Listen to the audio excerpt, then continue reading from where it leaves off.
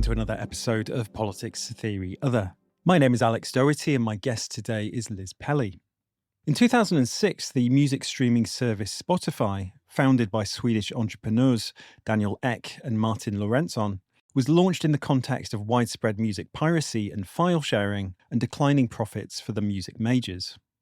Presenting themselves first and foremost as music fans who were intent on saving the music industry and creating a seamless listener experience for users, Spotify has since gone on to become the dominant music streaming platform, far eclipsing any of its rivals and making Ek and Lorentzon billionaires.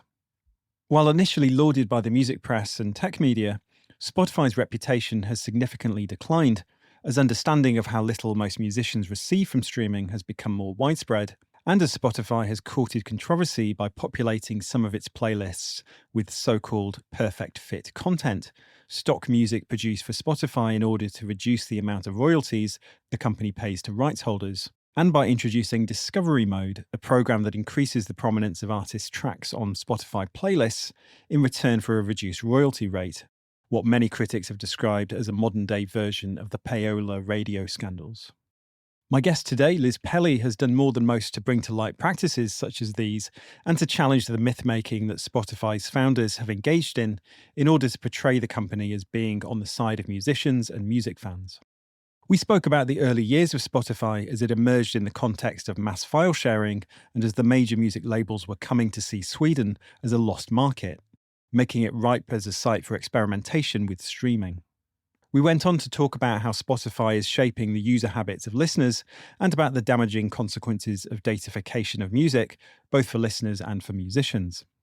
Finally, we chatted about the inspiring efforts to challenge the dominance of Spotify that have emerged in recent years, as both musicians and listeners seek to find ways to create music communities and to preserve and curate music history, practices that Spotify's dominance has severely eroded. If you find today's interview useful, then please consider becoming a £5 patron of the podcast. The show depends entirely upon listener support, and as well as keeping PTO going, you'll also get access to bonus content, such as the recent listener questions episode with Richard Seymour. You can support the show in pounds or whatever your local currency happens to be, and you can pledge any amount you choose. Go to patreon.com/poletheoryother to sign up. Liz Pelly is a journalist living in New York. Her essays and reporting have appeared in The Baffler, where she is a contributing editor, as well as in NPR, Rolling Stone and Pitchfork, amongst other outlets. Liz teaches in the recorded music program at New York University and is also the co-host of the podcast Critical Listening, billed as sharp takes on music technology and culture industry hell. Her book Mood Machine, The Rise of Spotify and the Costs of the Perfect Playlist, was published earlier this year.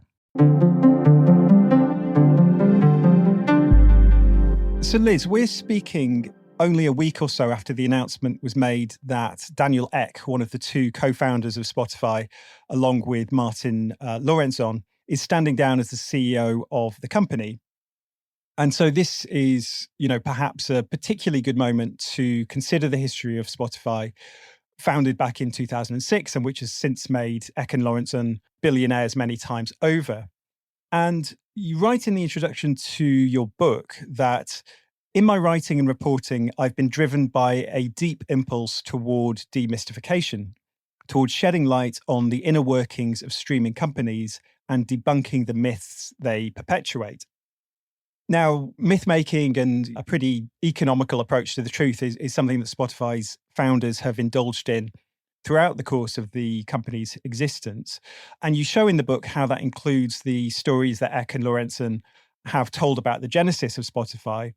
And one of those stories is that they were music fans first and foremost, and that they were on this mission to rescue the music industry at a time when piracy was perceived to be threatening the livelihoods of musicians and the bottom lines of the major record labels, perhaps a bit more pertinently.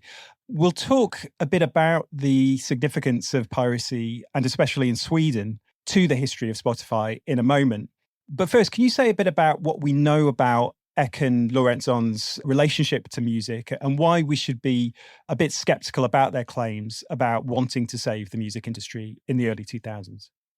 Yeah, I think something that is important to remember is that both Ek and Lorentzon's backgrounds before starting Spotify were in advertising. They worked in ad tech.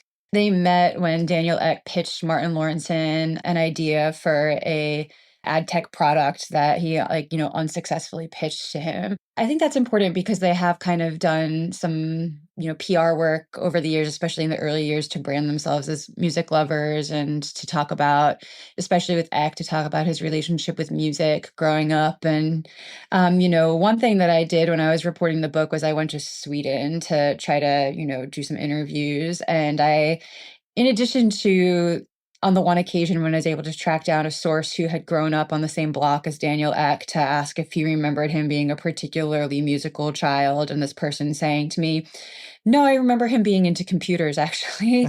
um, I also asked people with information about how public education and especially access to public music education works in Sweden. Some questions about Daniel Ek's claims to being interested in music as a kid. And something that I heard a few times was, yeah, well, it wouldn't have been unusual for anyone growing up where he grew up to have access to like robust music education as a young person, or for music to be part of your lives, because many people growing up where he grew up had access to that type of public music education. Yes, I mean, that's an interesting point, that, isn't it? Because I suppose Spotify, in some ways, is such an emblematic product of the neoliberal tech platform era, but clearly Ek was a beneficiary of Swedish social democracy, right? Yeah, there's some interesting examples of that too, kind of like woven through this book, both in terms of like the type of public music education that exists in Sweden and how that has impacted the music industry there, perhaps even influenced the music tech industry there. Also, the way in which access to the internet was treated as a public good a bit earlier than, well, some parts of the world has never been treated as a public good, but, early on. And maybe, that's part of the reason why piracy was so rampant there, because of public broadband. Even other examples too, like, Spotify is a company that really prides itself on the benefits that it offers to employees, like a really good parental leave program. And some of the Swedish sources who I interviewed for the book told me, yeah, well, that's like very standard in Sweden. And although Spotify is a really anti-labor company, it's like thanks to the Swedish labor movement that is something that they basically have to offer their employees.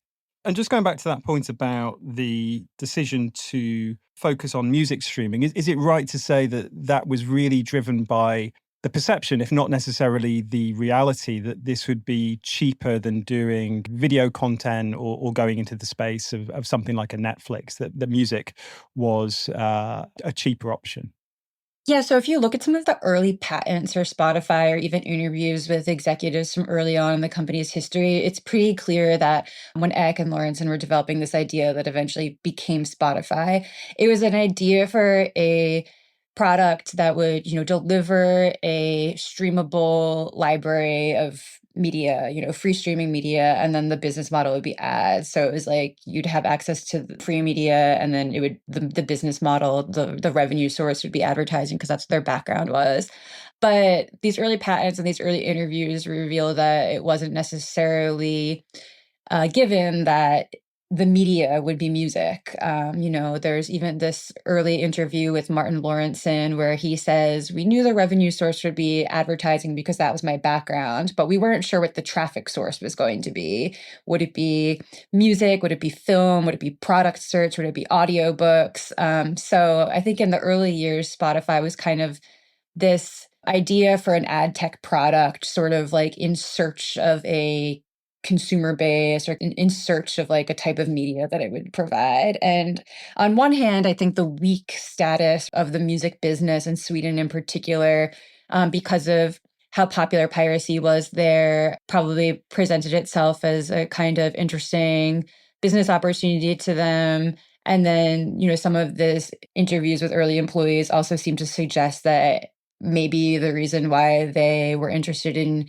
music was because of the file size, and the idea that just getting a beta product off the ground for a music streaming service would be easier than like a video streaming service, for example.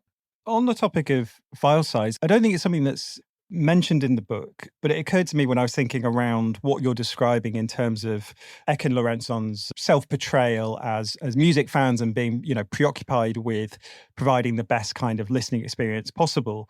Is that until earlier this year, and in contrast to a lot of other streaming services, Spotify didn't offer a high resolution audio version of the platform. And so since 2006 and, for virtually the entirety of the company's existence, they've been serving up worse than CD audio quality to their listeners, which seems peculiar behavior, right? If, music is their priority. As I say, it's not particularly in the book, but I just wonder if that's something that you thought about as well. Yeah, it's something that I've thought about. I think it just demonstrates the commitment to cost saving, or maybe just the extent to which music really is not a priority for this company, especially in recent years, with the entry into the podcast marketplace and audiobooks. Right now, they seem really focused on video. I think it kind of shows the feeling about music at this company. So yeah, I would attribute it to cost probably. Another aspect of Ek and Lorentzon's myth-making regarding those early years of the company is in their description of themselves as disruptors, as being people who were subverting what was business as usual. I mean, at one point in the book, you quote Ek, rather laughably describing himself and Lorentzon as punks. And if not always saying it out loud, they certainly gave the impression that the company's streaming service was fundamentally on the side of music fans and kind of in opposition to the major record labels of the era, who were widely and accurately perceived to have engaged in price gouging in the pre-streaming era. I sort of imagine that anyone who's unfamiliar with the history might assume that following Spotify's emergence as this first genuinely successful streaming company, that the major labels only then and only very reluctantly adjusted to this new world of streaming audio. But you show in the book that the story of the relationship between Spotify and the music majors is much more complicated and ambiguous than that. So can you talk about the role of the three major labels, Warner Music Group, Sony Music Entertainment, and the Universal Music Group, in the emergence of Spotify and music streaming more generally? Yeah, and it's an interesting relationship to look at because even now, I think a question that sometimes comes up is this question of like who really holds the power in the music business? Is it the major record labels or is it the tech companies? And I think that, there's like arguments on both sides or different ways that you could look at it.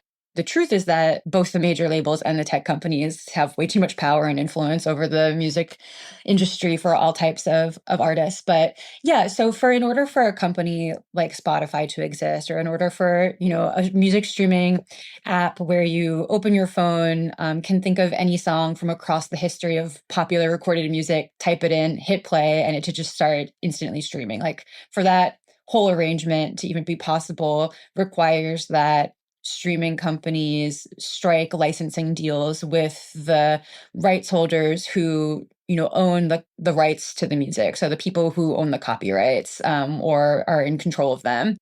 So Sony, Universal, and Warner own the rights to 70% of the recorded music market.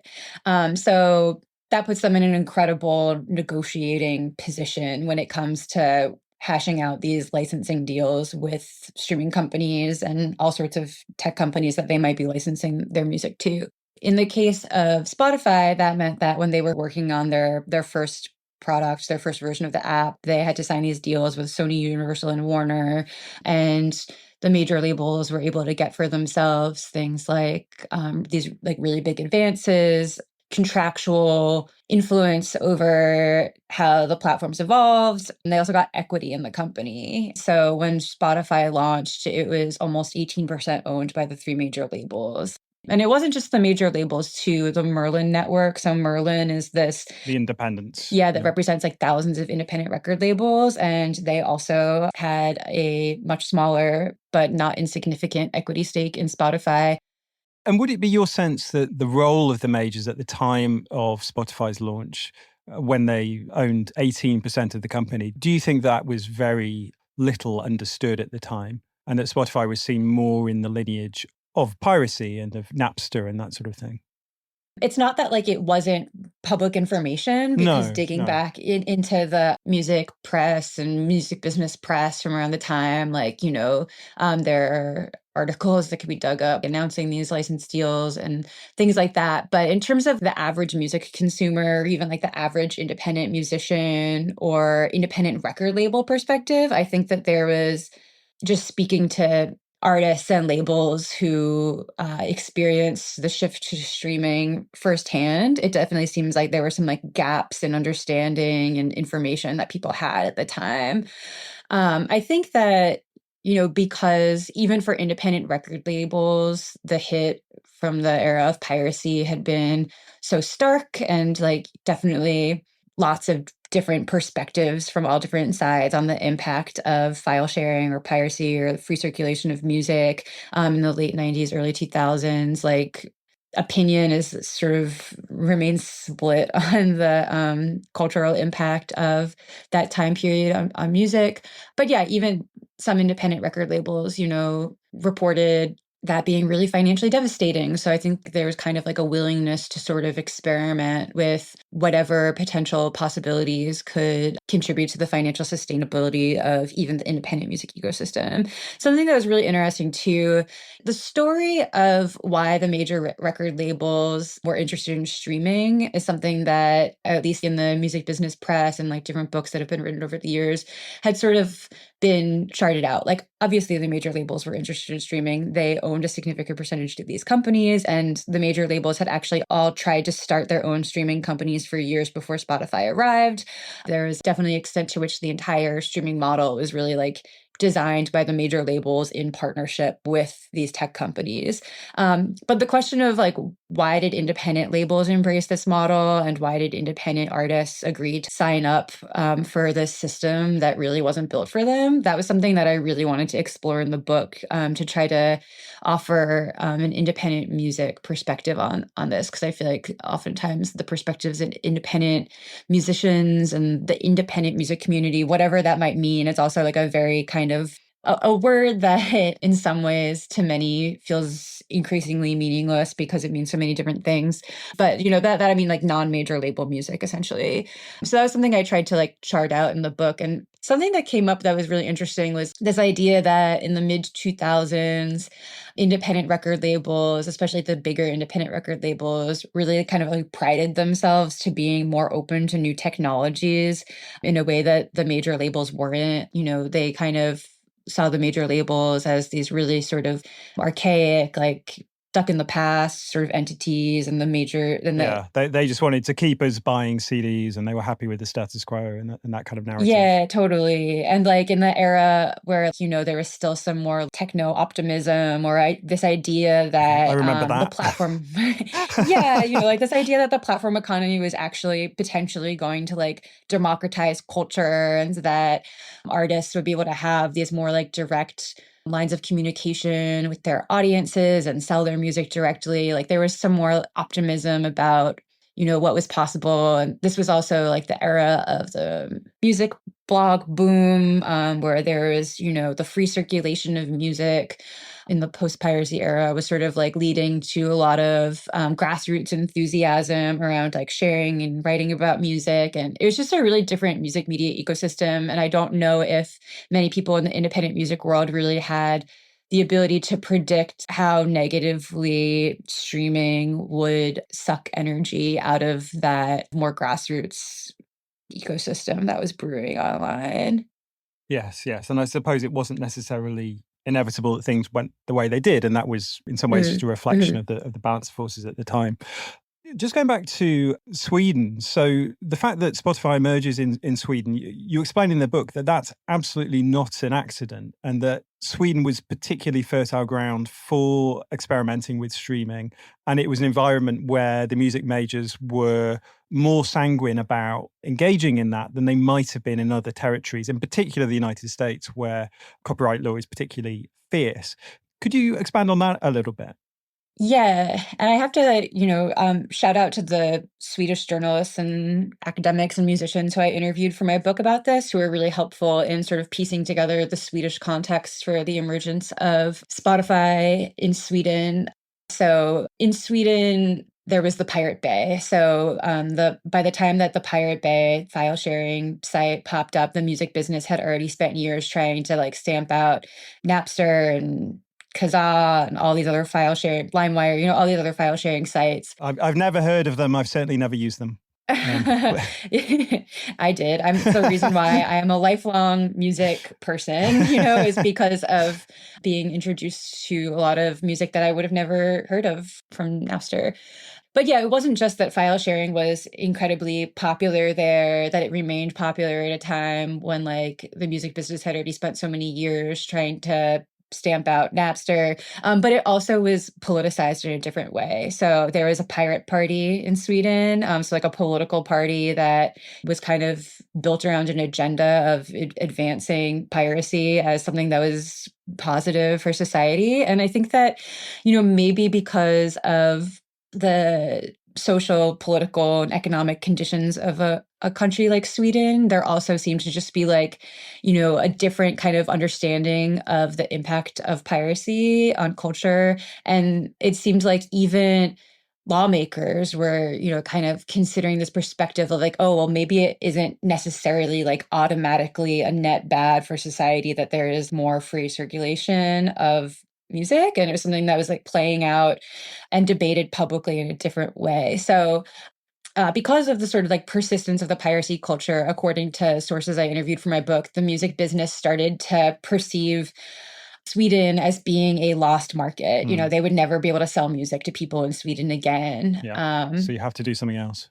Yeah. And so, one of the sources I interviewed for my book, this person, Rasmus Fleischer, who's a writer and one of the co-authors of this book, Spotify Teardown, he also was part of this group called Pirat Baran, which means the Bureau of Piracy. And different people from that group went on to form the Pirate Bay. But something that I thought was really interesting is like Pirat Baran was this kind of lobbying group that popped up in response to the anti-Pirate Bureau, the Anti-Piracy Bureau. And they were kind of like a public lobbying group, but they were like, okay, if there's an anti-piracy lobbying group in Sweden, we're the pirate lobbying group. Like you're anti-Pirate Bureau. Okay, we're just Pirate Bureau. And I thought that was like so interesting and telling of the environment there for piracy culture. And something else that I also lately have been really reflecting on too is just how the extent to which like the music business and the film industry even really just normalize this idea of even thinking of the free circulation of music as piracy, and how that's a very kind of political decision to refer to it as piracy instead of file sharing. Yeah, or decommodification of some sort, which obviously would need to go along with ensuring that musicians were remunerated. But yeah. Yeah, absolutely. I just think like even today, there's lots of different reasons why artists might choose to freely share their music. And I think it kind of comes down to like, issues of some of the similar issues of consent that we hear being discussed in the context of AI now. And like you mentioned, it's also really connected to the need for a stronger music labor movement. Yeah, lots of interesting similarities to issues that artists are still contending with today. Just on the Pirate Bay, I mean, is it correct to say that initially Spotify was actually populated with pirated tracks that they'd taken from sources like the Pirate Bay, and that those tracks remained on Spotify for years after the launch?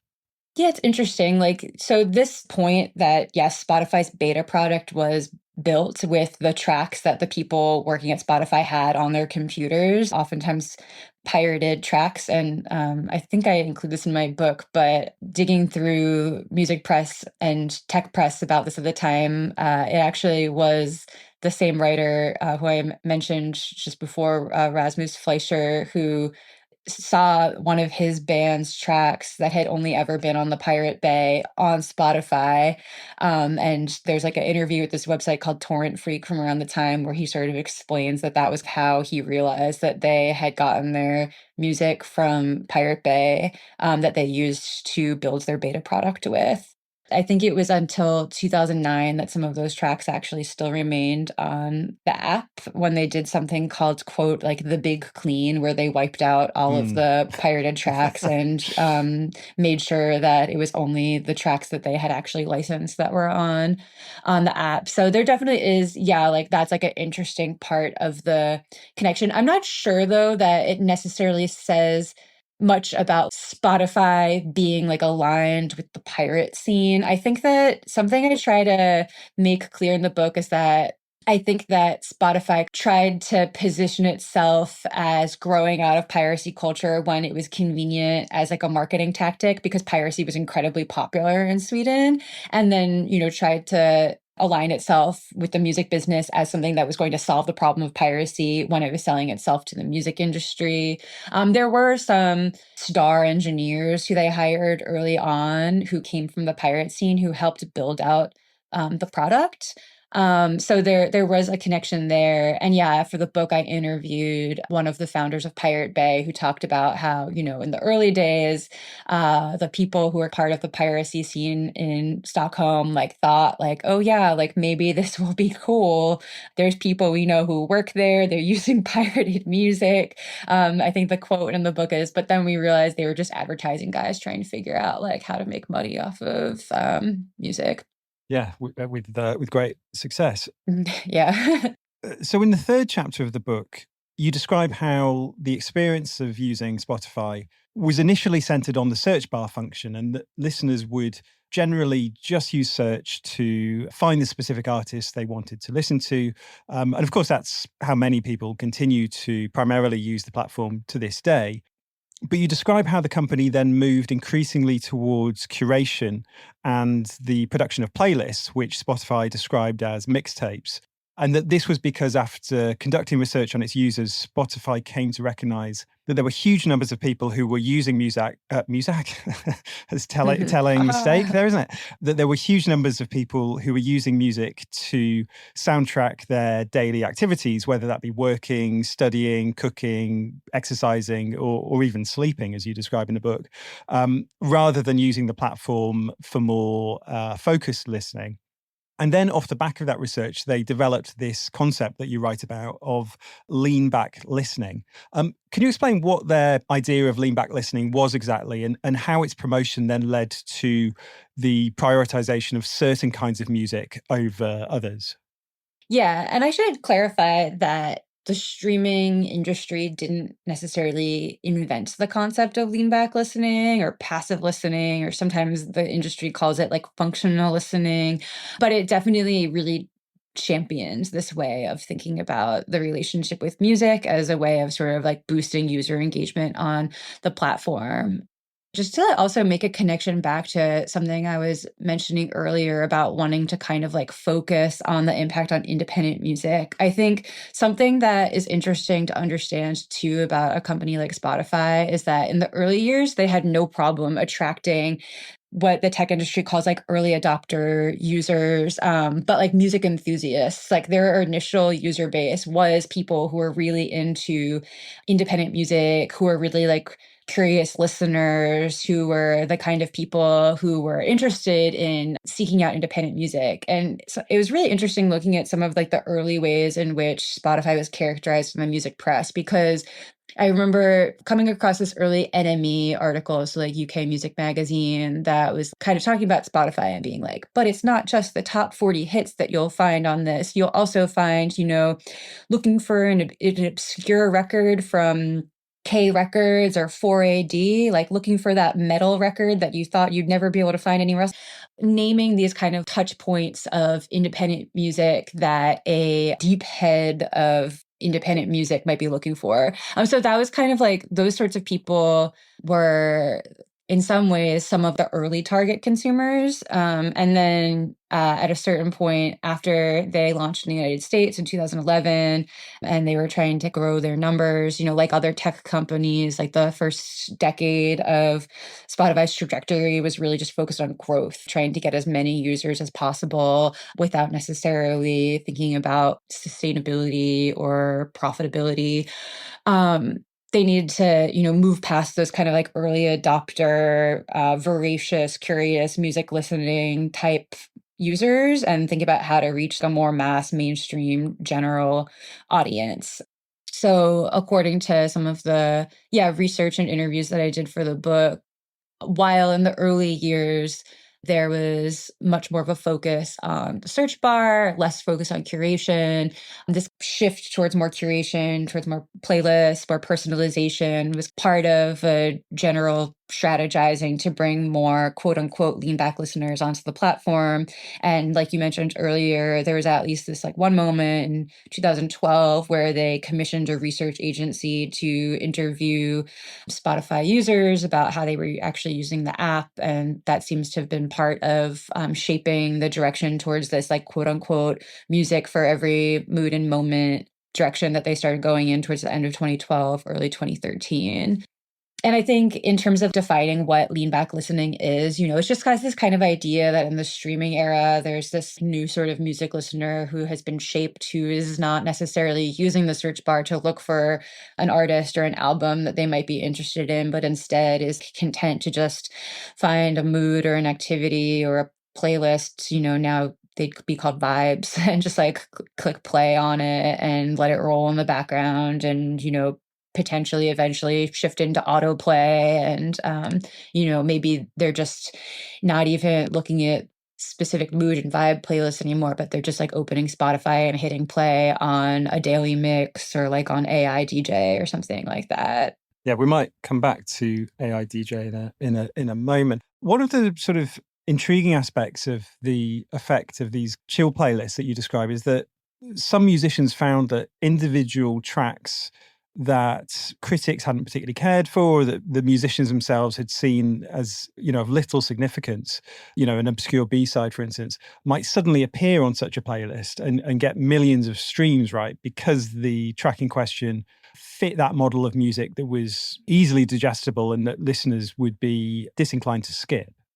Yeah, it's super interesting. And like even talking to some artists for whom that happened, this track and their discography that they would have never expected to be the runaway viral hit or whatever now is all of a sudden like the track that they are paying their rent off of or something. And they're like, the thing that I think it reveals is that if you talk to artists like that, they'll usually just say, I have no idea why this happened.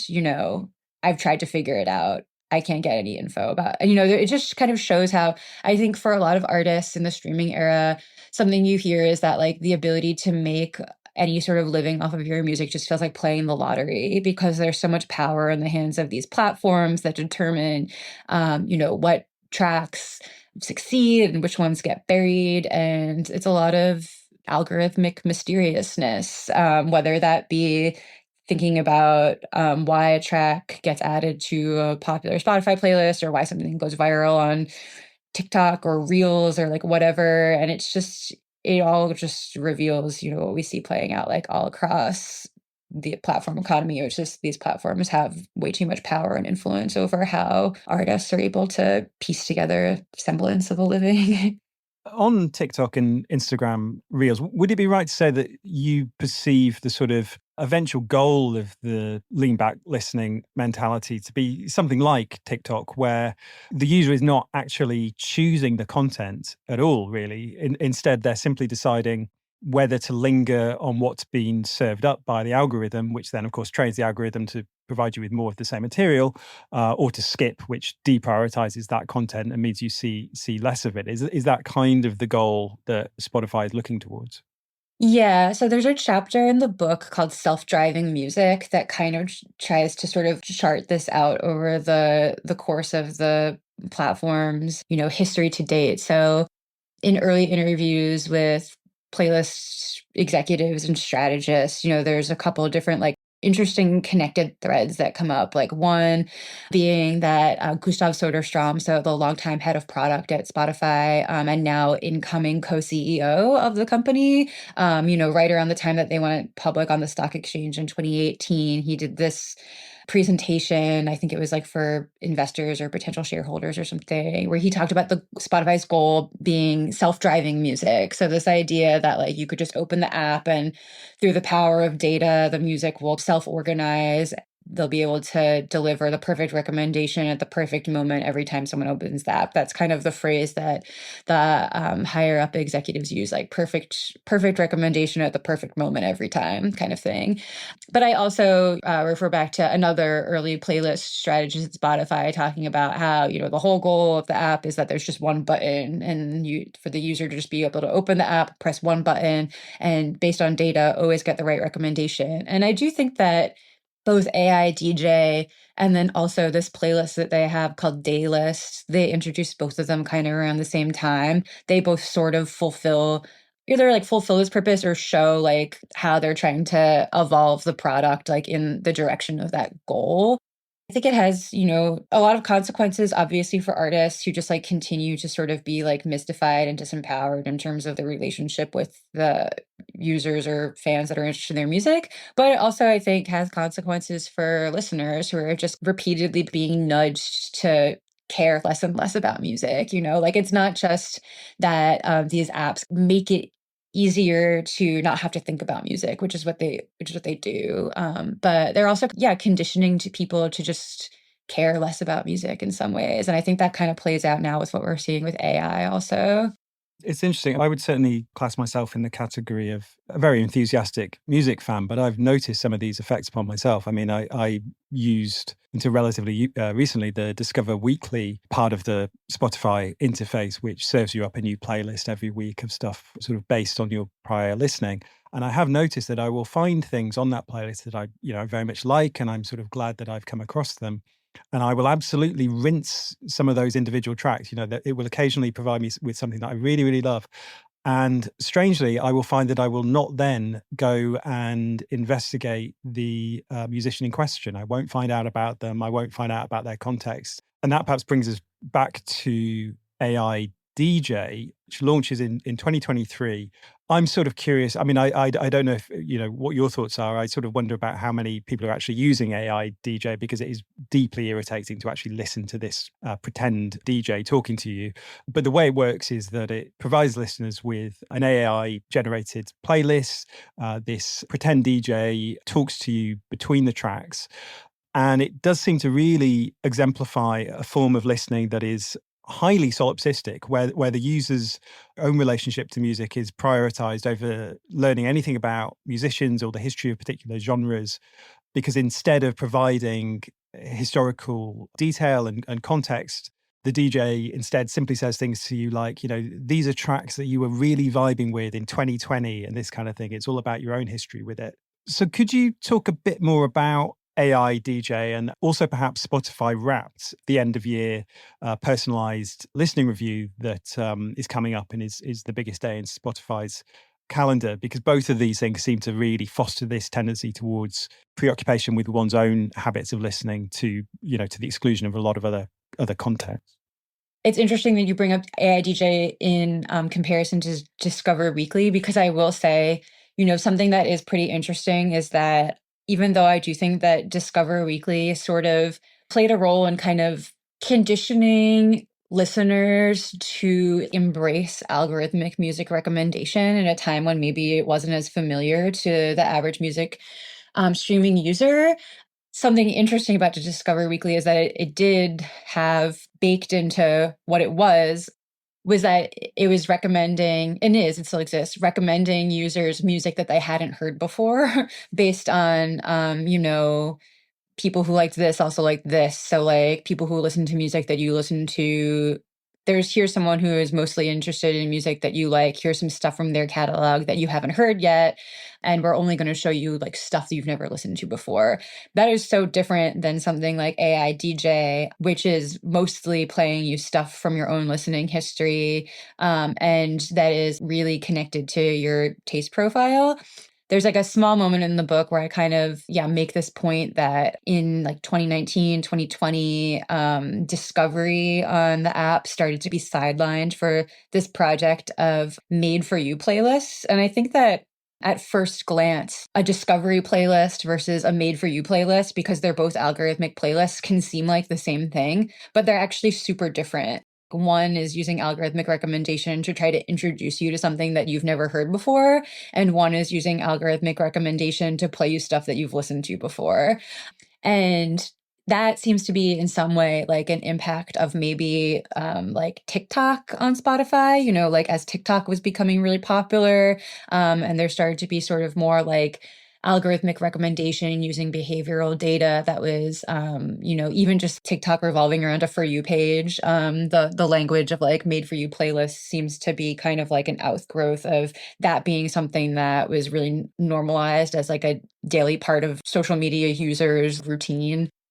The AI DJ playlist or AI DJ, it's not even really a playlist, it's like a recommendation product, I guess. Because it's not presenting you with the playlist in real time, right?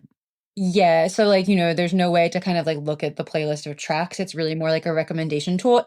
Like what I talked about earlier, it's like a big blue button on the app that you just hit play on. And basically what it's doing is like, the way that Spotify makes algorithmic recommendations in part is there's this layered system where there's like types of data that they collect about music. They collect data both on like you, the listener, and listening patterns and your behavioral data. And then there's data about the music itself. There's like data about what music sounds like. There's what they call cultural data that's about like how people discuss music online. So playlist titles are like a big source of training data in that type of text-based data that they're using to understand music, I guess. So there's like this data, and then there's recommendation models that they use making that data, and then there's recommendation products that they make using those models that are based on that data.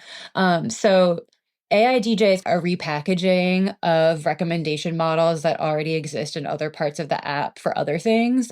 So when you're listening to AI DJ, oftentimes it'll be like, here's some tracks from your release radar playlist this week, and release radar is this algorithmic playlist that exists elsewhere in the app.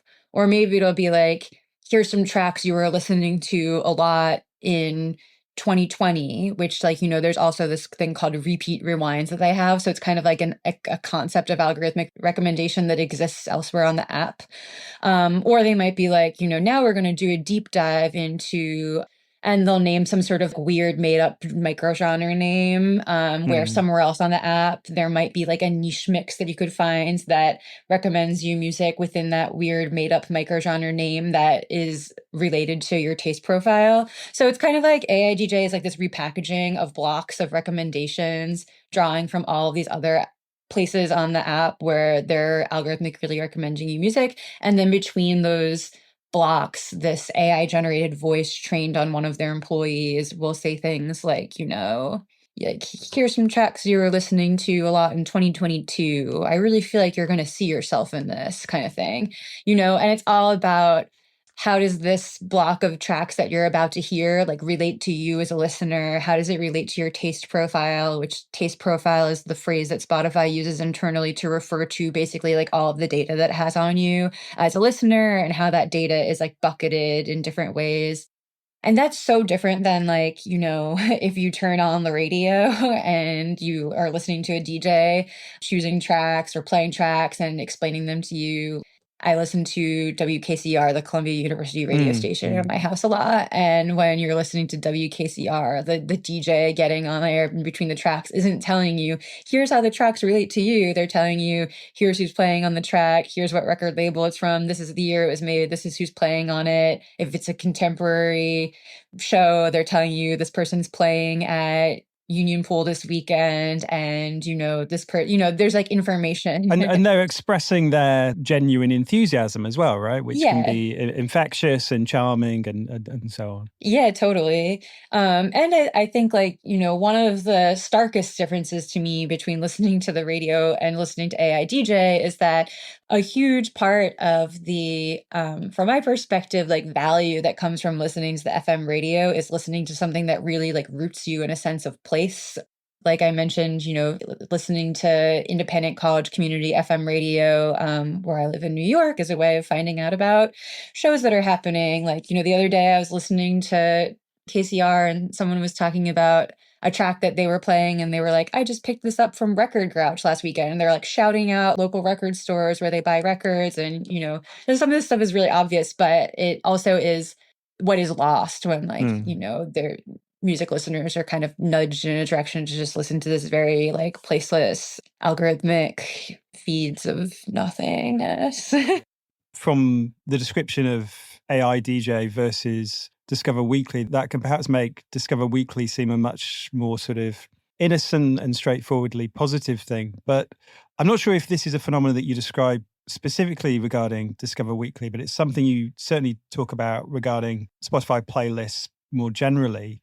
And this is something that having read the book and then sort of, using the Discover Weekly function, was that it's clearly serving me up with stuff that only expresses a portion of what my taste in music is, right? It's giving me more of the stuff that is like other stuff that I listen to repeatedly. That stuff has, strong hooks, melodically strong. It's not serving me up, the equivalent of, I don't know, like The Drift by Scott Walker or something. It's not atonal, it's not difficult, it's not that in that area.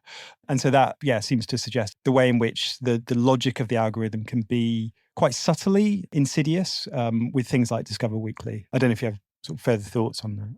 Yeah, when I think of Discover Weekly, something that I think of is what I said earlier. It's just that I think about this moment when music listeners, internet users were sort of like conditioned to embrace, in some ways, like a form of consumer AI in their lives for perhaps one of the first times. I mean, to me, it feels like a very early example of AI driven recommendation being positioned as, because I remember years and years ago when I was writing about music streaming and I was first getting involved in kind of like the field of tech criticism, something that I would hear often when people are talking about like the consequences of algorithms. They would be like, yeah, here are all of the harms of algorithms in our society. But then there's stuff like Spotify and like music recommendation algorithms. Like, okay, we can agree there's some good uses of algorithms. And it's kind of like tossed away as, oh, it's just music, oh, it's harmless kind of thing. But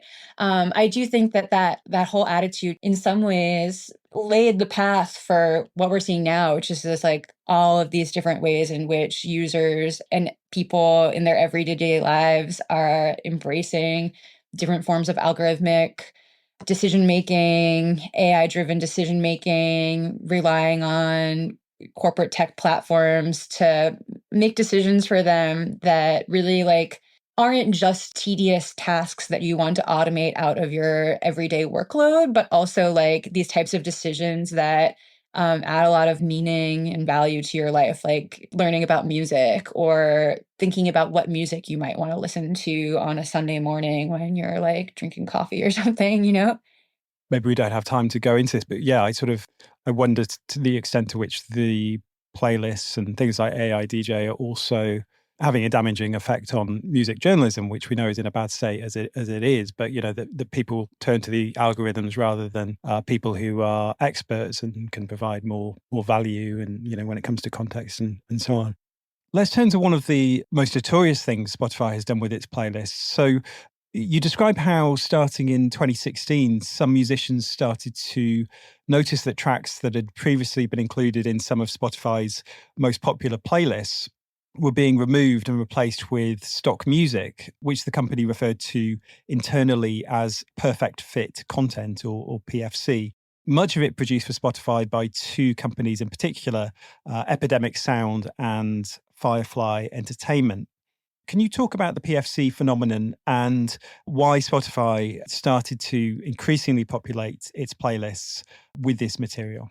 So it's pretty interesting because when I started working on my book, I kind of thought that this was old news. Like in the music business for years and in the music business trade press, there had been articles reporting on like rumors that Spotify was filling its most popular playlists for studying and relaxing and, sleeping with quote unquote fake artists. What wasn't known until I started kind of like digging into this was that, yeah, while the public calls these artists fake artists, Spotify actually had like an internal name for them. Like you mentioned, perfect fit content. And this really is a cost saving strategy for them. So basically, Spotify, like I mentioned earlier, has license deals in place with major labels, with Merlin Group, with distribution companies, and they also have license deals in place with these music production companies, who in turn hire these session players and musicians looking for side gigs to crank out music specifically tailored to these certain moods and playlists. And then those artists, are paid by the production companies. Maybe they retain some royalty rights, but in many cases, it's a sort of like buyout deal where they're getting a flat fee in exchange for their work. And then those production companies, provide the material to Spotify just like any other rights holder would. But because of the way that Spotify describes this material internally, which is they describe it as music commissioned for certain moods and playlists with improved margins, that this is like a cost saving measure for them where they're paying at a different rate than they would, if the music was licensed through a different rights holder.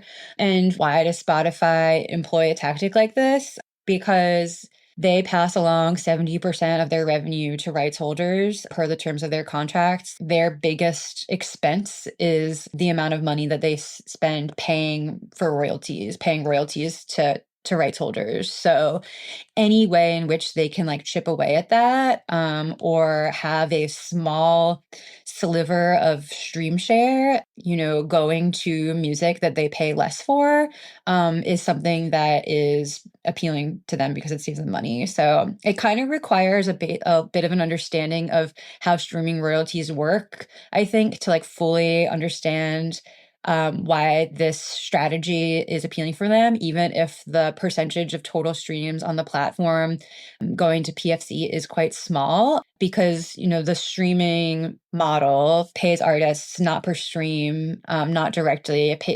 Streaming services pay rights holders according to this really complicated revenue share model called pro rata, where a record label or distribution company or any kind of rights holder is getting paid a percentage of like the full royalty pot, that's according to stream share. So like if you're Universal Music Group and your catalog was 20% of the streams on Spotify in a royalty period, you would get 20% of the eligible royalty pool. Of course, all of the contracts that rights holders have with streaming companies are highly secretive, and they all define what the eligible royalty pool is differently.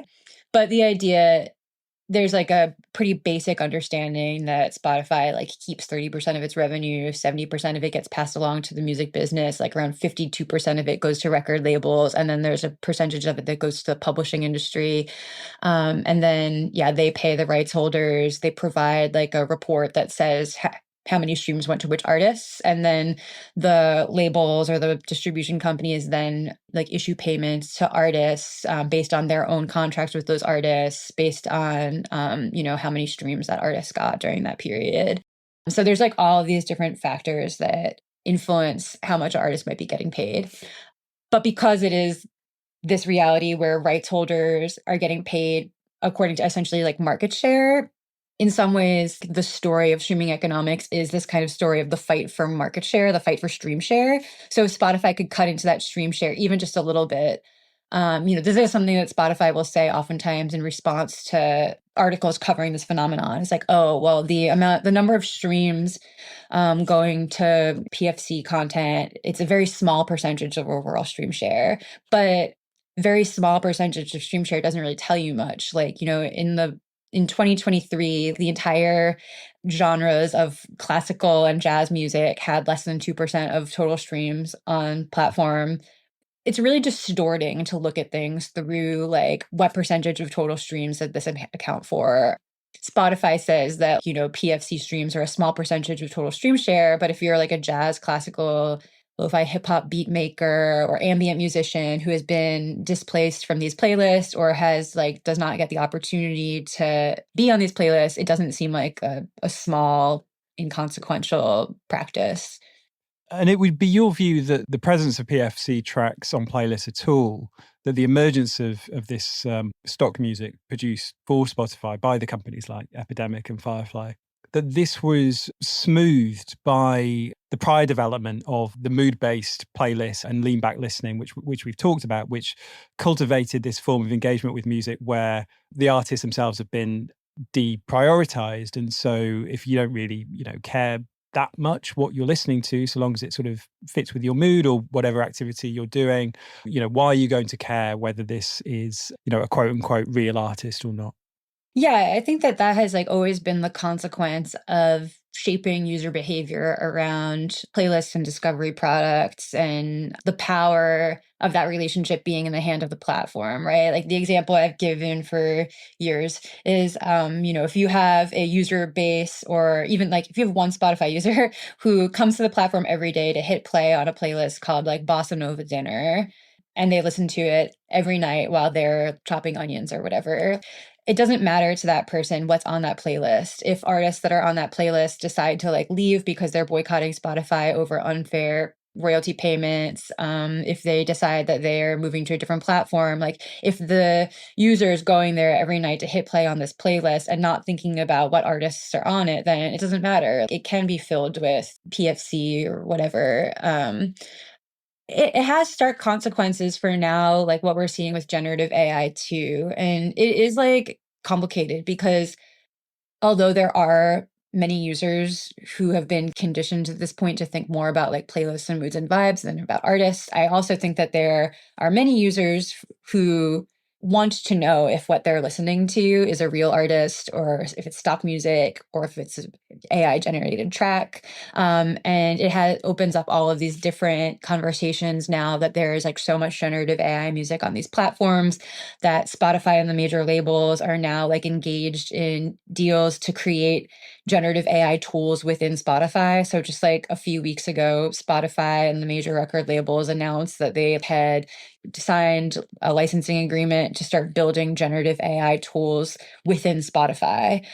So, that's going to have like all sorts of related consequences for this reality that there are a lot of users over the years that have been kind of like nudged to completely devalue artists, or consequences for the way in which the role of the artist has really been devalued by this model already. And in terms of the value or otherwise of the PFC content or indeed music produced by AI, does it follow from your argument that material has no musical value? Because even if music is produced in a more sort of factory style, presumably it doesn't then necessarily follow that the people making that music, when it comes to PFC, have no pride in what they're doing and aren't being creative. And after all, there's historically been plenty of sort of production line elements to pop music going back to, Motown and the Brill Building and beyond, which in those cases certainly didn't negate the artistry of the musicians involved and the music they created. Or do you think those are the wrong questions to be asking about PFC in a way?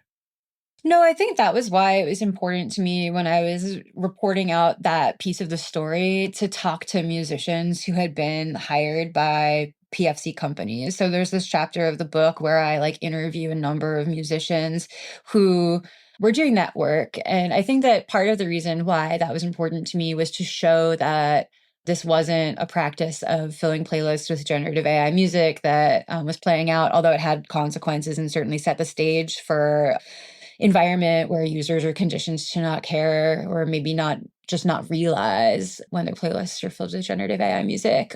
But also to show like that one, there are working musicians for whom the economy of making and releasing art has become so grim that these are the types of opportunities that they're turning to as a certain another way to make some bit of income that can supplement their other work. To be a working gigging musician, like other freelance work in the year 2025 or 2023 when I was reporting it, means like having many, many, many different revenue streams that you're using to kind of like cobble together a living, not unlike being a freelance writer. um, Yeah. yeah, so I wanted to kind of like show that those artists also, that there are like labor implications for this practice for those artists also.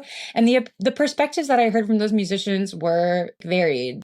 For the most part, I heard complaints over how uncreative the work of making this was and how it was really more like being commissioned for an advertising project than it was making music. And I think that this was important. This is a really important distinction for me because the reporting also reveals that something internally that would be gets said at Spotify was this idea that like, these artists are artists just like any other artist, and they're just choosing to sell their art in a different way, or they're just choosing to monetize their art in a different way.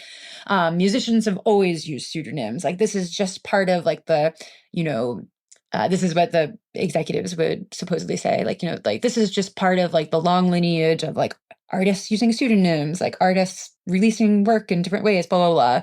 But then actually talking to the artists who are doing this work, they say, actually, no, this is not really like making and releasing art. This is like being hired for an advertising spot, or this is more like, also some of them compared it to, there's actually a long running, really shady practice within like the realm of making music for advertising, which is the practice of making sound alikes, which is like when an advertising company doesn't feel like paying an artist the fee that they charge to license their music for an ad. So they go to a session musician and they say, hey, can you just make a song that sounds like this one? That is just different enough that we won't get sued, but so that we don't have to actually pay for it.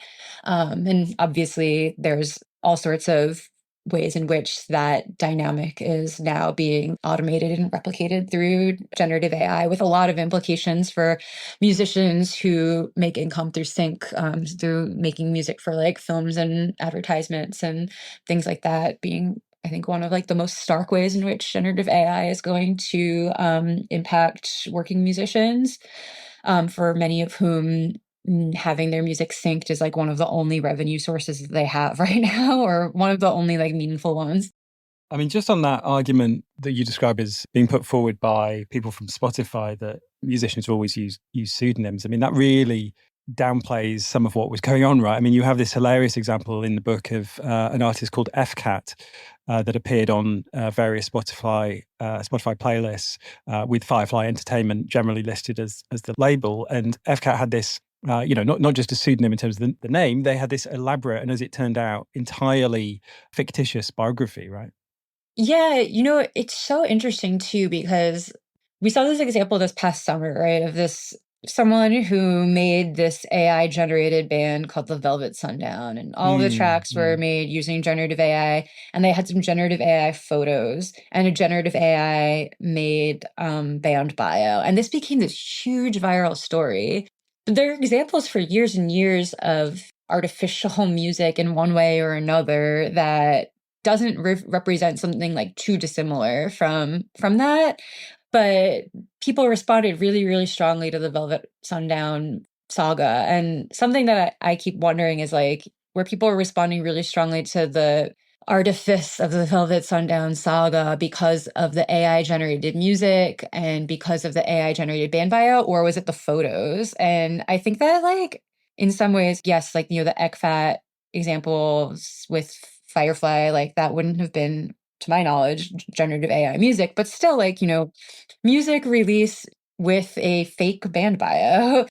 And I think there's something about generative AI band photos that seem to like affect people even more than the idea of quote unquote fake music or quote unquote like fake band bio for some reason. And that I think reveals something kind of interesting about a broader societal relationship to audio and maybe like media literacy around audio culture or something. I mean, just on FCAT, I mean, I'll just read a little bit from the book just because I just think it's very funny of this fictitious bio. So, these were, in fact, some Swedish musicians working for Firefly Entertainment to produce this content for Spotify. And the description is, the fictitious bio is, FCAT is a classically trained Icelandic beatmaker who graduated from the Reykjavik Music Conservatory and then joined the Lo-Fi Rockers crew, presumably also something that doesn't exist, in 2017, and released music only on limited edition cassettes until 2019. And it's all just total bullshit. I mean, you sort of have to admire the elaborateness of it in a way. You've mentioned already the fact that so many musicians are forced into various side hustles, including working on PFC content. I think the direct financial impact of Spotify on artists is maybe reasonably well known. One of the more well-known aspects of Spotify that people are aware of and which has encouraged, sort of greater criticism of Spotify and got more people thinking about moving away from the platform But there are other effects, many of which I had no idea about until I read the book. And one of the things that's sort of influencing how musicians are making a living on Spotify, well, making a living or not, in fact, is Spotify for Artists, a project that Spotify launched in 2013, first as a standalone website, and then by 2016 with an app. And you describe in the book how Spotify for Artists sells musicians on the datafication of their work and encourages them to lean into the production of music that is successful on Spotify or music that they've already made that has done well on the platform, rather than perhaps being driven by more intrinsic values, their own interests, their own creativity. Now, obviously, in some sense, this is not a fully novel development, right? Artists have always had some data on how successful their music is in terms of sales or presence on radio playlists. And musicians trying to use Spotify artists to get a hit record wouldn't be the first people to be producing music that is primarily driven by commercial rather than artistic considerations. So can you explain why you think there is something quite novel and especially pernicious about Spotify for Artists? I think one is that Spotify for Artists clearly seems to be part of like a broader crisis PR strategy for the company, right? Like, an attempt to sort of put forward this idea that the playlist is doing something for art, like providing something valuable to artists. I also think that while there has always been like an access to data that musicians have, it's just on such like a more granular level now, and it's so nonstop that musicians are like kind of always just sort of like drowning in information about this really specific idea of the success of their work. Like whether it be play counts or monthly active users, a completely meaningless number that for some reason has so much influence over certain corners of the music business. Being able to see like what playlists people added their user playlists, people added their music to, which tracks are doing well, like which tracks have high skip rates, like this kind of stuff. It's just like a lot of data. And I definitely have heard over the years from musicians about how just insidious and harmful that feels to just constantly being like confronted with that data, but also like the ways in which the music business has like really started to rely on that data, like even independent music venues that you would think would operate with like more of kind of like a community minded ethos, like increasingly are looking at not just like Spotify plays and monthly active users, but like Instagram follower accounts and things to determine who gets booked, which I think is super harmful because there are some artists for whom one, like maybe like social media is just something they're not good at, but that doesn't really necessarily reflect like what their draw in their hometown might be, or how involved in their local music scene they might be. And also some artists whose work just does not elicit like replay streams. Artists who make really long tracks or who maybe release records where it's just one really long A side and one really long B side. Like that is music that is like not going to be popular on streaming according to the metrics that a streaming company has decided are even worth collecting. And then probably most glaring is also just the reality that Spotify for Artists is also like where Spotify sells musicians advertising and promotional opportunities, quote unquote, promotional opportunities. So the Spotify for Artists hub also being like where artists get sold on banner ads and like front page shelf placements and this thing called Marquee, which is basically like, if you have ever opened Spotify and there's like a pop-up that's like, this musician you like has a new record out, click here to stream it. If you click that, like musicians actually get charged per click-through and they get charged way more than they would receive from a stream. And then also, Spotify for Artists is also the sort of like hub through which artists are sold on discovery mode, which is the kind of most, I think, controversial and also consequential of the artist-facing, cost-saving initiatives that Spotify has launched in recent years, that being like a program where artists and labels are encouraged to accept a 30% royalty reduction in exchange for algorithmic promotion. And this has Consequences been of which, compared to the payola scandals, which began in the 1950s, where payments were made to DJs or radio stations in order to put a particular artist's music on the air in return for cash. And similar scandals have periodically occurred around radio. But you see that this is kind of comparable, right? yeah, artist advocates were like really quick when this first got announced to compare it to payola. Although I've been told to refer to it as a payola-like practice because there's a legal definition of payola that it doesn't necessarily fit. Like payola is a legal term. Oh, in the United States, it's like a legal term that specifically refers to FM radio, and similar regulations don't apply to digital platforms. And there's also this big difference, whereas payola was this kind of like shady practice that was happening in the shadows. Discovery mode is part of Spotify's business model. Like you can Google Spotify discovery mode and find explainers on their website. So it's like, in some ways, it is quite different, but there also are similarities in that the reason why payola was outlawed in the US in part had to do with the way in which it was deceptive to the public.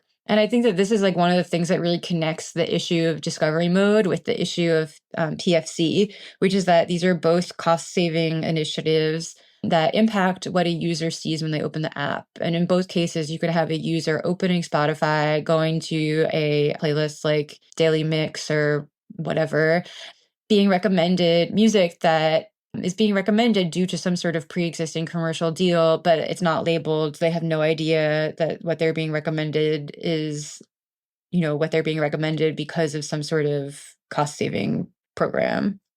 So I think that area is where like there's some similarity. When I was reading the section of the book on discovery mode, I kept imagining that I would get to the point where you would say, this sort of program was sort of semi-covert, and that at some point it was drawn to the attention of everyone through the media, and Spotify cancelled it. But no, it's ongoing, completely brazen and out in the open. Yeah, I mean, one of the reasons why they can kind of get away with continuing to run this program is because when labels enroll tracks, I mean, it's mostly targeted at independent record labels, right? When independent labels enroll their tracks into discovery mode, they see bumps in streams. But then once you stop participating in it, like, does the bump in streams continue? Open question. I think in some ways they've kind of like cornered a lot of independent artists and labels into embracing this, but it's kind of just a way of saying like independent artists will be paid 30% less. Thank you. Take it or leave it. Which also tracks with, like, I'm sure you saw headlines. Oh, it's mentioned in the book, that a couple of years ago, there's this other policy implemented whereby Spotify decided that it was demonetizing all tracks on the platform that got 1,000 streams or less in a year. And this, I think, is similarly like, there's certain types of artists and rights holders, record labels that get viewed as like partners of Spotify. And then there's certain artists and labels and rights holders that get viewed as like customers. And I think that these are all programs that kind of like really aim to like demonetize that class of artists that is more like a customer.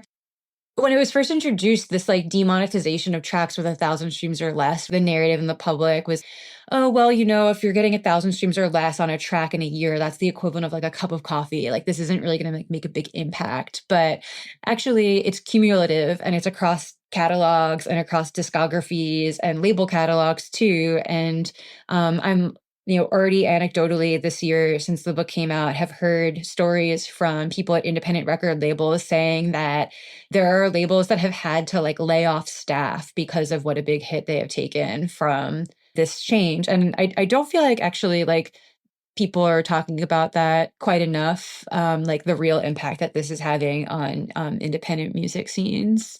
You described some interesting examples there of stuff that is 1,000 streams or lower, and some of that stuff is obviously not going to be music that people are going to, most people obviously aren't going to listen to it at all, and not many people are going to listen to it often. But the example you give is sounds of The Office from, I forget which decade. I don't know if it was like the 30s or the 40s or something, but something that is interesting, specific, and that someone could make use of in a certain setting. And yeah, it seems sad that a quirky corner of Spotify like that, gets demonetized.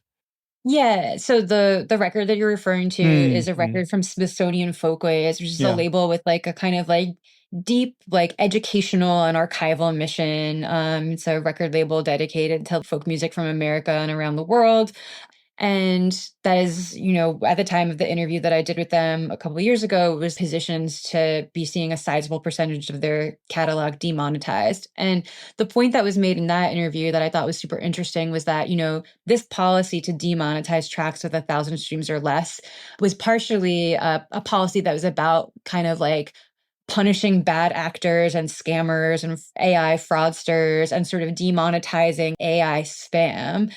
From the perspective of a label like Smithsonian Folkways, like they were sort of raising like the extent to which it prohibits them being able to be responsible stewards of an archive, interacting with platforms that see their music as their material as on par with AI scammers, or how does that impact their ability to even just like do their jobs?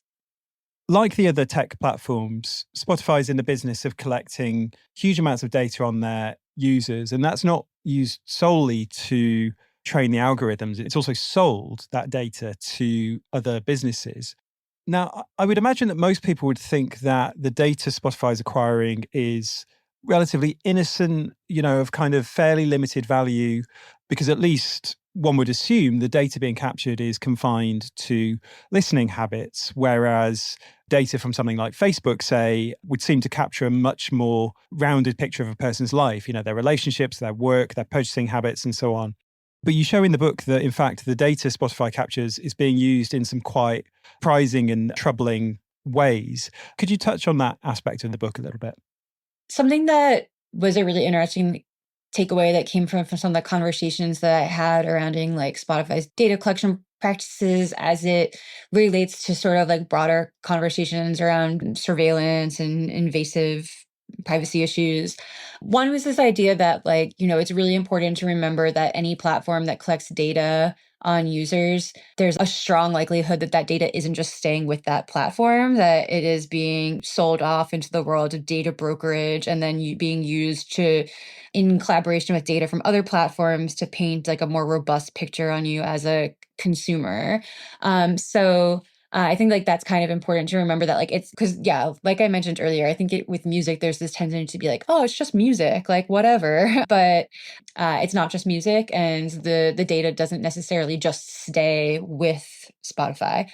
Even years and years and years ago, well, like 2019, I had a piece out in the Baffler that covered sort of Spotify's deal with this really quite large marketing firm called WPP, where they were selling their mood data to them. It's just an example. Like there's all sorts of like partnerships with different data brokers and advertising companies and things like that.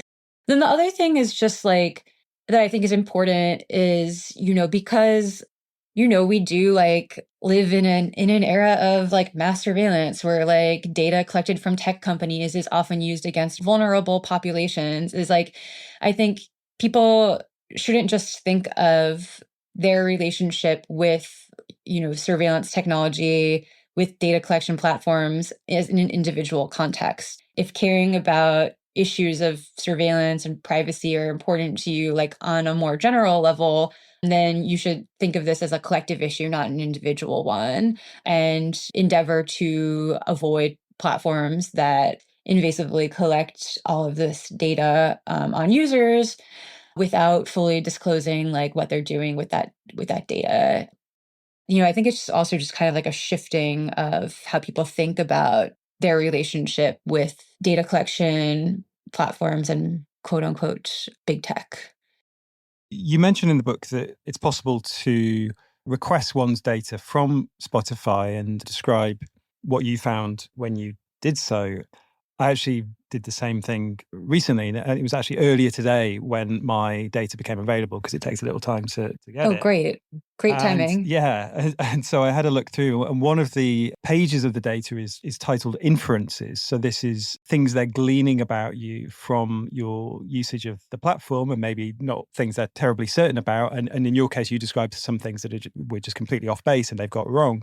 But looking through my data, there's plenty they got right. And one thing I saw, which was interesting and obviously has a clear sort of utility for advertising, is that they described me as a loyal Apple user, because I've been using a Mac for quite a long time and I use an iPhone, and I've replaced an iPhone a couple of times. And so presumably, that's something that can be used by Apple to, they'll see me as someone, that, that they should market towards more aggressively. And maybe, if you're Samsung, you're like, oh, you don't bother with that person. And so, yeah, it was surprising to see just how much detail was in there that wasn't actually about music. Could you say something on what you found looking at your data? Yeah, I don't use Spotify very often, so the data that I got back, I think, was like very tailored towards the listening that I was doing as research for my book. So it was like I was tagged as like an enthusiastic mood listener and a mindfulness seeker and a soothing sound playlist listener. Right. Not I not think not it also threat to the corporation or anything like that. it also said like heartbreak playlist listener or something like, like they Right. were like pretty Yeah. funny.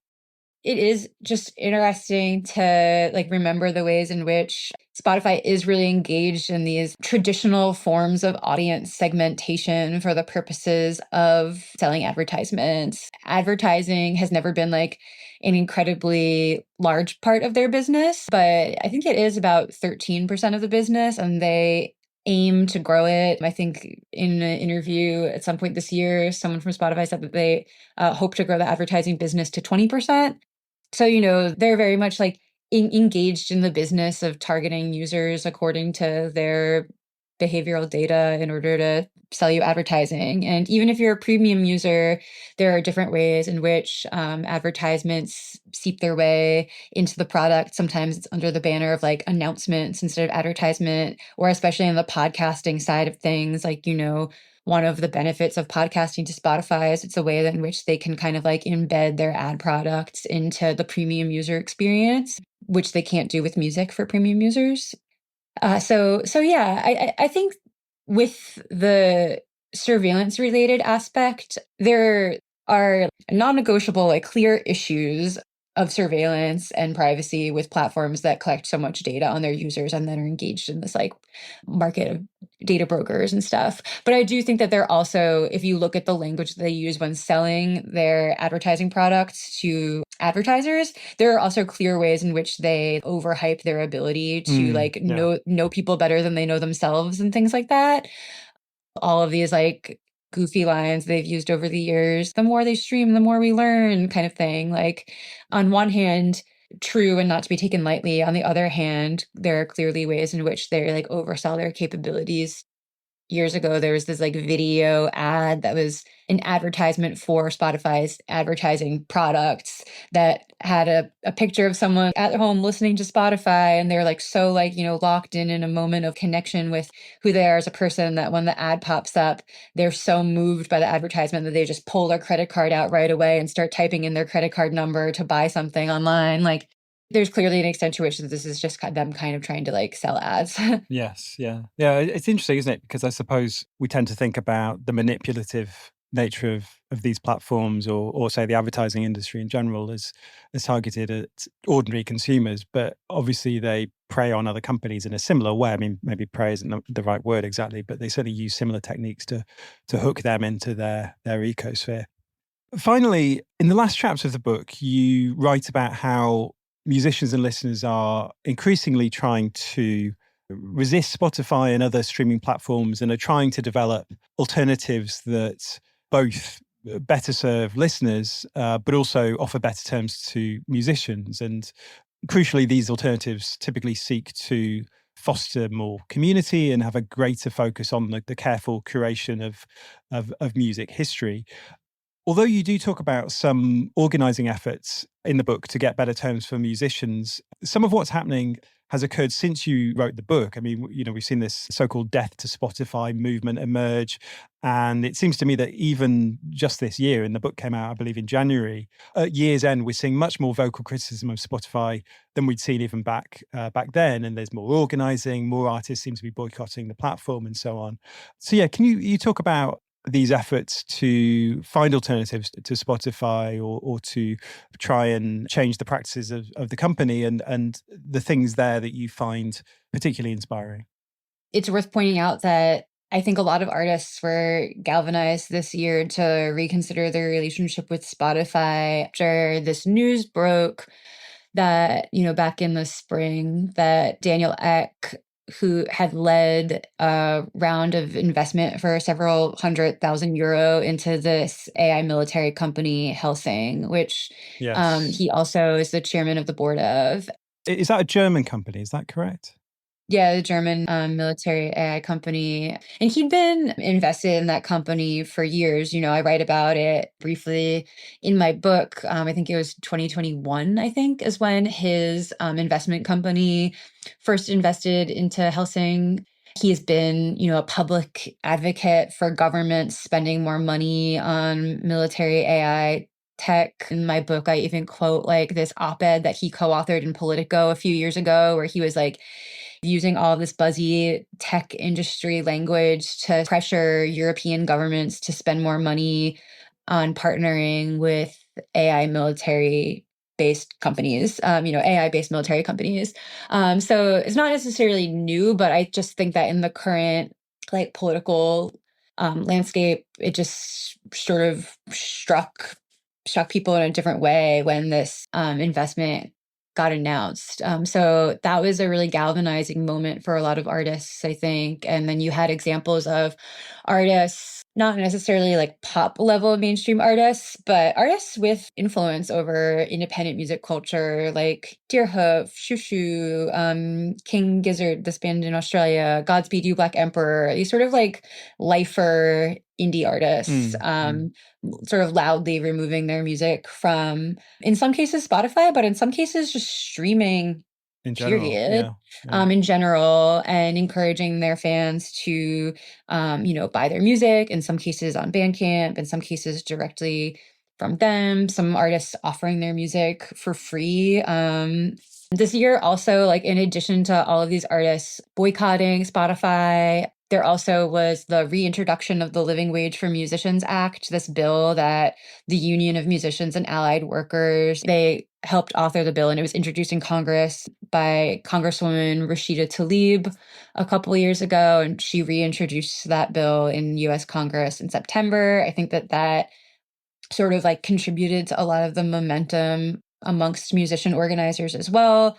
And then you have like a whole constellation of alternative platforms emerging too that I think have like generated a lot of interest in this conversation about not just boycotting streaming companies, but like where do you go next? So and interestingly, a lot of these platforms bill themselves not as alternatives to Spotify, but actually as alternatives to Bandcamp.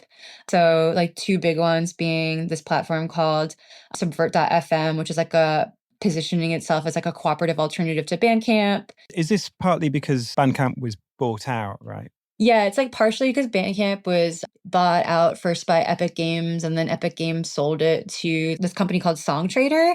So I think it's to like artists, independent record labels watching Bandcamp being kind of like tossed around like this, just asset between these different media corporations. And then also there was like a whole like union busting campaign also at Bandcamp where they had employees who were really involved in union efforts laid off.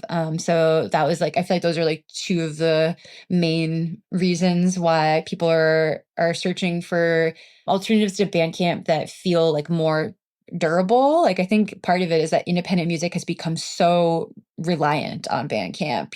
Like Bandcamp really props up a lot of independent record labels revenues, like a considerable share of how a lot of independent record labels sustain their operations. So that all being wrapped up in one company, just like it's not healthy for music culture to be completely tied up in Spotify, it's also not sustainable for the operations of an independent record label to be entirely dependent on any one tech company, even if that's Bandcamp. So I think that's partially driving it. So yeah, you have these like cooperative alternatives. Like one is called Subvert.fm. There's also this cooperative called Merlot, which grew out of people who used to be involved in this cooperative called Resonate, which is really like the first music streaming cooperative. It started in 2015. And that cooperative had like a long run actually of maybe being like a little bit too ahead of its time to really generate like mass enthusiasm. But some of the Resonate people are working on this thing called Merlot now. There's also one called Tone.audio that is people involved in independent record labels starting. So there's like a few different cooperative alternatives. Then you also have a platform like Nino Protocol, which is not cooperatively run, but is really focused on like editorial and is run by people with deep roots in like experimental music and has some sort of like underpinning of blockchain. Have to, disclosure, but I think the editorial stuff they're doing has really drawn a lot of interest from a lot of people in the independent music world. So you do have these platforms that I think have formed this like really, in some ways, compelling vision of like an independent digital music landscape where maybe there will be like real alternatives to some of these corporate platforms. You also talk about some initiatives that are focused on public libraries, which I thought was particularly exciting because obviously libraries it's not internet based, places you can go, venues, places where talks can happen and all this sort of thing. Could you say a little bit finally just on these library based interventions in streaming? Yeah, I'm glad that you brought that up because that's what the next thing that I was going to say is that, although there are all of these cooperative alternatives and like independent companies or other tech platforms popping up, like the thing that personally is the most exciting to me is this model of public library run music streaming programs. I think that public libraries have always played an important role in making music more accessible, in music education. Like while I was working on the book, and also I wrote an article a few years ago that came out before the book called Library Streaming, where I interviewed 18 or 20 librarians, people involved in public library run music streaming initiatives. And I heard from so many people involved in the world of music about how when they were growing up, a huge part of their personal music education was going to the public library, taking out a stack of CDs, bringing them home, ripping them to their computer, sharing them with friends, and then they'd return them and take out another stack, and how that was really important. That was the same for me. I used to go to the library that was attached to my college when I was 16, 17, 18. And one thing with that is that it would allow you to, because CDs were expensive, it would allow you to sort of experiment. It would allow you to try something like, oh, I don't know if I like this. And then you try it and indeed you do. And then maybe you go and buy a CD or a record or whatever. But without that, you don't have the opportunity. Yeah, totally. So I think the library has always played a really important role. Something I always try to say when talking about streaming is like, I'm not someone who thinks that universal access to music is the problem. I'm like pro universal access to music. I just think that there are different ways in which you can envision it. And the library is just about like the best model I could possibly think of as a way of truly, actually democratizing access to music, truly making music access more universal, but in a way that connects people with local cultural institutions and like grounds them in their local community. It's not that with a lot of these local music streaming programs that are popping up that you necessarily even need to like go to the library physically to take music out, but you do have to have a library card, be plugged in with the resources that your library is offering digitally. It does sort of like connect you to the understanding that the public library is an incredibly important resource to defend, especially at a time when library funding is being cut and libraries are under right-wing attacks in all different sorts of ways, with book bans, funding cuts. Actually, libraries have long been really supportive of music, and where I live in New York, we have like the local public library has like an instrument lending library and there are recording studios. I think there's even electronic music production kits that you can take out of the library. There's like all sorts of different ways in which libraries support music. And I think these library streaming initiatives help to sort of like strengthen those connections between like libraries and music scenes at best. Like something I also say is that if this idea is interesting to you and you have a local public library that has decided to experiment with this, like you have to use it, because if you don't use it, it signals to the library that no one cares and they could lose their funding. I just did a talk in Wisconsin a few weeks ago, and in my book, I talk about how Wisconsin was one of the public libraries that had decided to fund a local music streaming program. And I sadly learned when I was in Wisconsin doing my book talk at the library that the library had decided to stop funding it because no one was using it. So I do think that there's like, issues to be worked out with local music scenes, or maybe even having the information that these things exist and music communities like tapping in and helping shape them. Because one of the things that I write about in the book that I think is like most incredible about this model is that many of these publicly funded local music streaming programs that libraries have launched are like very local music focused. Like they're not necessarily Spotify for the library. Although there are things like, and I don't know what it's like in the UK, but in the US, there's two. One is called Hoopla and one is called Freegal. And many libraries offer patrons access to these streaming platforms that are basically just like Spotify for the library, where you could listen to like pop music and classic records and things like that. But the local music ones are often public archives of local music, current local music, and they're paying artists a small stipend to license their music, and they're bringing in like local curators, people embedded in the local music scene, to go through submissions, to help curate the service, to put together playlists, to put on events. And it's just an example of like, what could digital tools look like if they're actually shaped by the people who rely on them, if there actually was some sort of sense of like a democratic decision-making process or democratic participatory influence over the digital tools that we use. So I think that it's like a model that has incredible potential if music scenes see them as valuable for more than just like the financial benefit they might get from them. And if libraries stay funded well enough to be able to continue providing them. Yeah. Support your local library, everyone. Yeah. You've been listening to Politics Theory Other. If you've been enjoying PTO and finding it useful, then please do consider becoming a £5 supporter on Patreon. The show depends entirely on listener support, and if you sign up, you can access bonus content, including listener questions episodes with PTO guests. Go to patreon.com/poletheoryother to sign up. The show's music and graphic design is produced by Planet B Productions. Thanks as ever for listening. I'll be back soon.